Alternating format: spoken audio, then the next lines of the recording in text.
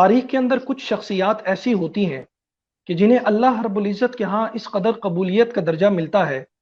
کہ وہ اگرچہ جسمانی طور پر اس دنیا میں موجود نہ بھی ہو، ان کا انتقال ہو چکا ہو، لیکن اپنے کام، اپنے جذبوں اور اپنی خدمات کے تحت اللہ رب العزت ان کو ہمیشہ کے لیے زندہ و جاوید رکھتے ہیں۔ ایسی ہی ایک شخصیت جن کا آج ہم تذکرہ کریں گے وہ حضرت مولانا یوسف لدھیانوی شہید رحمۃ اللہ تعالی علیہ کی ہے۔ آپ کی شخصیت کسی تعارف کی محتاج نہیں۔ اللہ رب العزت نے آپ کو جو مقام، جو شرف اور جو عزت عطا فرمائی، اس سے پوری دنیا واقف ہے۔ آج کی اس سنہرے لوگ کے اندر جس شخصیت کا ہم تذکرہ کریں گے وہ حضرت مولانا یوسف لدھیانوی شہید رحمۃ اللہ علیہ کی شخصیت ہے۔ آپ کی پیدائش 1932 میں ہندوستان میں ہوئی، اور پارٹیشن کے بعد پاکستان میں آپ اور آپ کے بزرگان تشریف لے آئے، اور پھر آپ نے یہیں تعلیم حاصل کی، اور اس کے بعد تدریس کا سلسلہ شروع کرتے ہوئے جو خدمات اللہ رب العزت نے آپ سے لیں وہ آج بھی آپ کے جانے کے بعد بھی الحمدللہ زندہ ہے۔ آپ کی شہادت سن 2000 کے اندر چند لوگوں نے آپ کو شہید کر دیا آپ کے دفتر جاتے ہوئے، اور وہ شخصیت جو ایک عالمی شخصیت تھی، جن کا کام سے پوری دنیا سرفراز ہو رہی تھی، وہ شخصیت ہم سے اس دنیا سے روٹ کر چلی گئی۔ بسم اللہ الرحمن الرحیم، نحمدہ ونصلی ونسلم علی رسول الکریم، اما بعد۔ ایک تو یہ کہ حضرت کا امت مسلمہ سے ایک وسیع تعلق اور رشتہ تھا اور ہے اور رہے گا انشاءاللہ۔ خود فی نفسی ہماری ذات کے حساب سے بھی اور فیملی کے حساب سے بھی ماشاءاللہ حضرت سے بہت گہرا تعلق رہے۔ پھر اپنے بزرگوں کی نسبت سے بھی حضرت والا حضرت عارف باللہ ڈاکٹر عبدالعزیز صاحب رحمۃ اللہ علیہ، اور حضرت کے جو شیوخ تھے حضرت بنوری رحمہ اللہ، حضرت مولانا خیر محمد جالندی رحمہ اللہ، اور ایسے ہی حضرت شیخ الحدیث رحمہ اللہ، ان سب سے نسبتوں کے حساب سے بھی حضرت سے بڑے گہرے تعلق تھے۔ پھر حضرت میرے پیر و مرشد بھی تھے۔ تو واقعتاً آپ نے صحیح فرمایا کہ ایسے حضرات جو ہوتے ہیں وہ عہد ساز شخصیات میں سے ہوتے ہیں،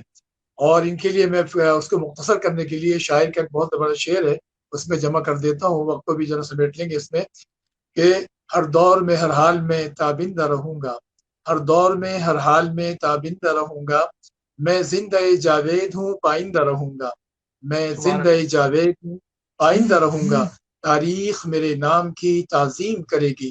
تاریخ میرے نام کی تعظیم کرے گی، تاریخ کے اوراق میں آئندہ رہوں گا۔ حضرت جو تھے ہمارے وہ ماشاءاللہ تمام شعبوں میں صف اول کی شخصیات میں سے تھے، بلکہ پیشوا کی حیثیت آپ رکھتے تھے، اور ایک بڑا معیار آپ تھے۔ تو ہر شخص جو ہے نا آپ سے استفادہ کرتا تھا۔ اللہ تعالیٰ نے آپ سے وہ کام لیا جو ابدی کہلاتا ہے۔ اللہ تعالیٰ حضرت کے انفیوز و برکات کو مزید سے مزید تر جو ہے وسعتیں عطا فرمائے، حضرت کو بلند درجے عطا فرمائے، یہاں تک کہ حضرت نے ان خدمات انجام دیتے دیتے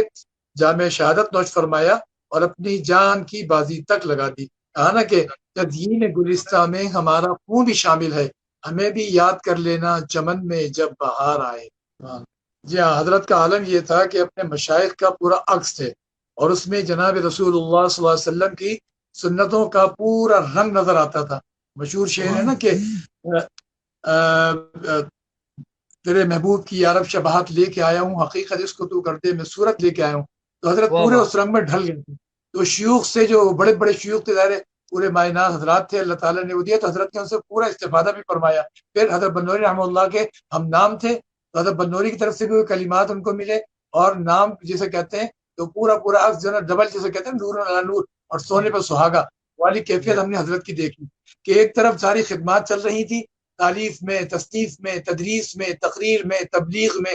اور تصوف کی دنیا میں، تزکیے میں، ہر چیز میں حضرت جو ہے کمال درجے پر تھے۔ تو اپنی عملی زندگی میں بھی عالم یہ تھا کہ حضرت جو ہے تکبیر اولیٰ کے پابند، اور جو قرآن کریم کی تلاوت تھی وہ اپنی جگہ پوری مکمل، اور ہر چیز میں حضرت جو ہے یعنی جسے کہتے ہیں نا ایک ایک سنت، ایک ایک مستحب، حضرت اس کو جو ہے نا ہاتھ سے جانے نہیں دیتے تھے۔ تو وہی چیز تھی جس نے جو ہے حضرت کو بڑے کمال درجے پر پہنچایا، اور حضرت کے ساتھ جو بھی جڑا اللہ تعالیٰ نے اس پر بھی وہ رنگ جو ہے نا جما دیا، اور بڑی دنیا فیض پا گئی۔ اور حضرت کی شفقتیں تھیں کہ ظاہر میں بھی اگر کوئی جو ہے نا وہ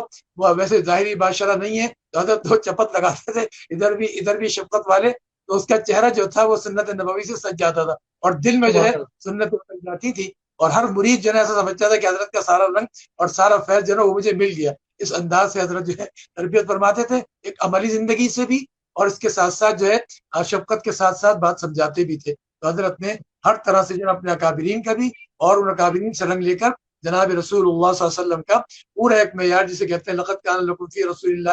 اسوۃ حسنہ، اس میں پورے ڈھلے ہوئے تو جتنے بھی آپ کے تعلق والے تھے اللہ نے ان سب کو جو ہے اللہ کے حبیب کے رنگ میں رنگ کر ایک پوری دنیا کو فیضیاب فرمایا۔